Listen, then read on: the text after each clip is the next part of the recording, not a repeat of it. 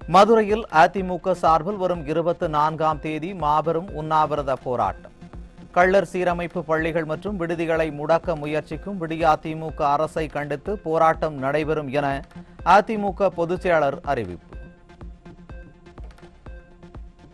கள்ளர் சீரமைப்பு பள்ளிகளை பள்ளி கல்வித்துறையோடு இணைக்கும் முயற்சியினை கைவிட வேண்டும். விடியாதிமுக அரசுக்கு அதிமுக பொதுச் செயலாளர் எடப்பாடி கே பழனிசாமி வலியுறுத்தல். இந்திய விடுதலை போராட்ட வீரர் ஒண்டிவீரனின் 253வது வீரவணக்க நினைவு நாள். சேலம் நெடுஞ்சாலை நகர் இல்லத்தில் ஒண்டிவீரனின் திருவுருவப் படத்திற்கு கழக பொதுச் செயலாளர் எடப்பாடி கே பழனிசாமி மலர் தூவி மரியாதை.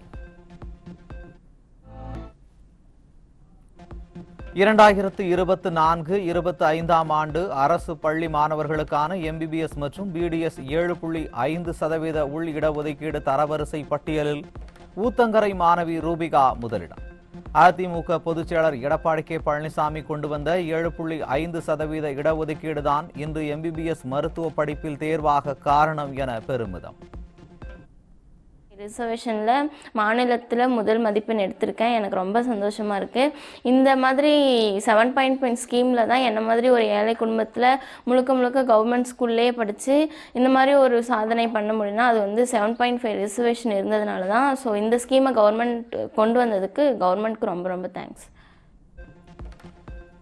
நீட் தேர்வில் 7.5% உள் இடஒதுக்கீட்டில் மாநில அளவில் 2ஆம் இடம் பிடித்த சேலத்தைச் சேர்ந்த மாணவி. நேரில் சந்தித்து நன்றி தெரிவித்த மாணவிக்கு அதிமுக பொதுச் செயலாளர் எடப்பாடி கே பழனிசாமி வாழ்த்து.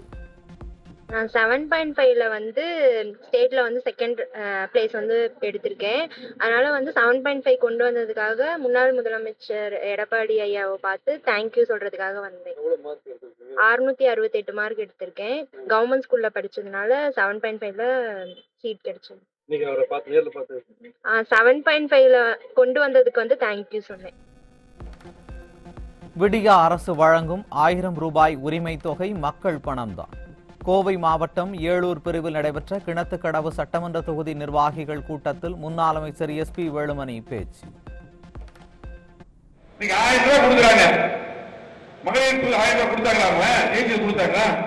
எடப்பாடி சட்டமன்ற கேள்வி கேட்டு போராட்டம் பண்ணி இல்ல போராட்டம் ஏன் சொன்னீங்க செய்யல ஏன் சொன்னீங்க செய்யலன்னு சொன்னதுக்கு அப்புறம் 1000 ரூபாய் முழுமை பாதி பேர் கொடுத்தாங்க.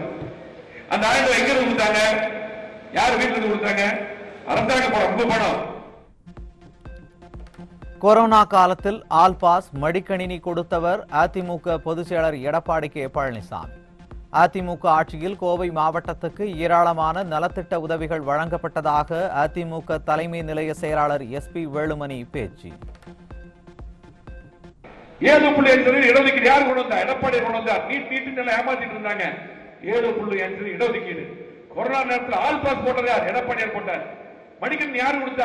அம்மா கொடுத்தார், எடப்பாடியார் கொடுத்தாங்க. இன்னைக்கு உயர்கல்விக்கும் பள்ளி கல்விக்கு அதிக நிதி ஒதுக்கி கொடுத்தார் அதிமுக அரசு. அம்மாவுடைய எடப்பாடியார் கொடுத்தார். அத்தனை திட்டங்கள் நம்ம பண்ணிருக்கிறோம். கோயம்புத்தூருக்கு 6 கல்லூரி கொண்டு கொடுத்திருக்கிறோம். வரும் 2026ஆம் ஆண்டு சட்டமன்ற தேர்தலில் திமுகவுக்கு வாக்களிக்க மக்கள் தயாராக இல்லை. அதிமுக பொதுச் செயலாளர் எடப்பாடி கே பழனிசாமி தலைமையில் மீண்டும் கழக ஆட்சி அமையும் என முன்னாள் அமைச்சர் SP வேலுமணி சூளுரை. எதுவுமே செய்யாம ஓட்டு வாங்குறான். எந்த திட்டம் தராம ஓட்டு வாங்குறான். பிஜேபி எதுவுமே செய்யாம கட்சியே இல்ல ஓட்டு வாங்குறான். சிந்தித்து பாருங்க.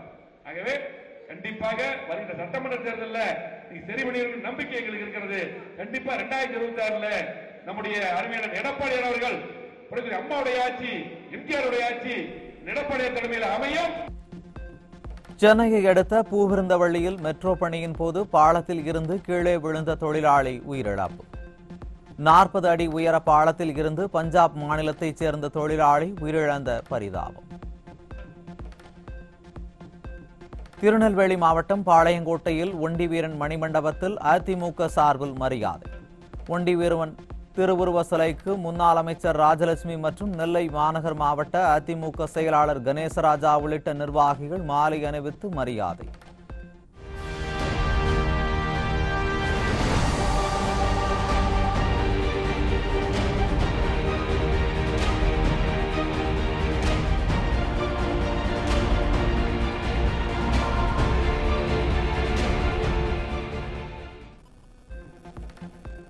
மதுரை மாவட்டம் திருமங்கலம் அருகே பெண்கள் மற்றும் மாணவர்களை அவதூறாக பேசிய அரசு பேருந்து ஓட்டுநர் மற்றும் நடத்துனர். பேருந்துகளை சிறைபிடித்து பொதுமக்கள் போராட்டம். தெரிஞ்சிருந்தா நிப்பாட்டி சாப்பிட ஏத்தவே மாட்டேங்கிறாரு. எங்க பொண்ணோட படிப்பே போச்சு, எங்க பொண்ணோட படிப்பே போச்சு, பார்க்க போச்சு. நாங்க ஸ்கூலுக்கு 1 மாசமா நாங்க அனுப்பல. ஏன் சார், நாங்களாம் அன்றாட கூலி வேலை பார்த்து சார் நாங்க வேலை பார்க்கறவங்க தான் சார். எங்க கஷ்டப்பட்டு எங்க பிள்ளைகளை படிக்க வைக்கணும்னு நினைக்கிறோம். ஆனா பிள்ளையிலேயே தரவுறவா பேசுறாரு. என்ன கோரிக்கை? எங்களுக்கு கவர்மெண்ட் பஸ், எங்க பஸ் மாதிரி தான் கரெக்டான டைமிங் வேணும். எங்களுக்கு ஃப்ரீ பஸ்ஸே வேண்டாம். ஃப்ரீ பஸ் இருக்கிறதுனால ரொம்ப எங்களுக்கு ஒரு இதா இருக்கணும். சிக்கிம் மாநிலம் சிங்டம் நீர்மின் நிலையம் அருகே பெரும் நிலச்சரிவு. உயர்மின் கோபுரங்கள் சரிந்து விழும் காட்சிகளால் பரபரப்பு. ஏராளமானோர் உயிரிழந்திருக்கலாம் என அச்சம்.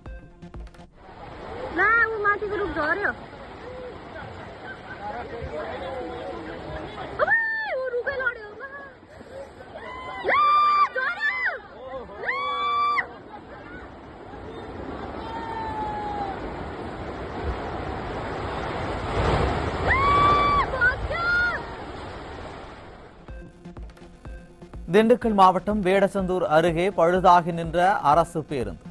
பயணிகளை மற்றொரு அரசு பேருந்தில் ஏற்றும் விவகாரத்தில் நடத்துனர்களுக்கு இடையே வாக்குவாதம். கள்ளக்குறிச்சி மாவட்டம் உளுந்தூர்பேட்டை புறவழிச்சாலையில் விடிய அரசின் பேருந்து கவிழ்ந்து விபத்து. விடிய ஆட்சியில் ஓட்டை உடைசல் பேருந்தில் பயணித்ததால் விபத்தில் சிக்கி 25க்கும் மேற்பட்ட பயணிகள் காயம். செங்கல்பட்டு அருகே அரசு பேருந்தில் பெயர் பலகை வேலை செய்யாததால் எந்த ஊர் செல்கிறது என தெரியாமல் குழம்பிய பயணிகள். போக்குவரத்து துறை அமைச்சர் சிவசங்கர் வியாக்கியானம் பேசுவதை விடுத்து அரசு பேருந்துகளில் கவனம் செலுத்த மக்கள் வலியுறுத்தல். கரூர் மாவட்டம் நெரூர் வடபாகம் பகுதியில் திருமணம் செய்து கொள்வதாக கூறி இளம்பெண்ணுக்கு பாலியல் தொல்லை. திமுக கரூர் மாவட்ட பொறியாளர் அணி துணை அமைப்பாளர் சிலம்பரசன் என்பவர் கைது.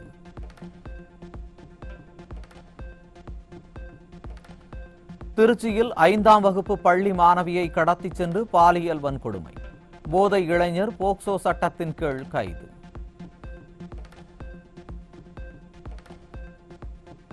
திருவண்ணாமலை மாவட்டம் செங்கம் அரசு ஆண்கள் மேல்நிலை நுழைவாயிலில் சிக்கிய லாரி. மாணவர்களுக்கு மிதிவண்டிகளை ஏற்றி வந்த லாரி சிக்கியதால் பள்ளிக்குள் செல்ல முடியாமல் மாணவர்கள் அவதி.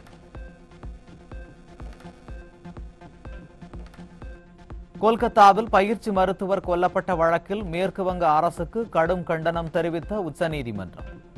பிரேத பரிசோதனை முடித்து பெற்றோரிடம் உடலை ஒப்படைத்த பின் எஃப்ஐஆர் போட்டது ஏன் என மம்தா அரசுக்கு சாராமாரி கேள்வி. மருத்துவர்களை பாதுகாக்க மேற்கு வங்க அரசு தவறிவிட்டதாக உச்சநீதிமன்றம் கடும் விமர்சனம். போராடுபவர்கள் மீது அடக்குமுறையை கையாளக்கூடாது எனவும் கண்டிப்பு. பயிற்சி மருத்துவரின் பெற்றோரிடம் அவர் தற்கொலை செய்து கொண்டதாக கூறியது யார் என காட்டமான கேள்வி. பயிற்சி மருத்துவக் கல்லூரி முன்னாள் முதல்வர் மீது வழக்கு பதிவு செய்யாதது ஏன் என உச்சநீதிமன்றம் பாய்ச்சல்.